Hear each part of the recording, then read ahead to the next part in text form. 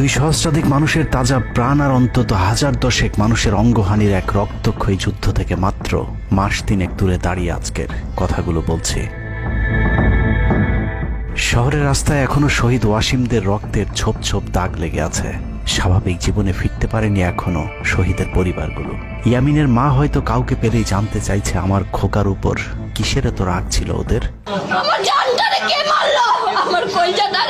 সে প্রশ্নের উত্তর হয়তো কেউ কোনোদিন দিতে পারবে না। বুকের ভেতর গুলি নিয়ে নিস্তেজ পড়ে থাকা শরীরটাকে ওরা যেভাবে কুকুরের মতো টেনে হিঁচড়ে খেয়েছে, সভ্য এই সমাজে সেই উত্তর কি আসলে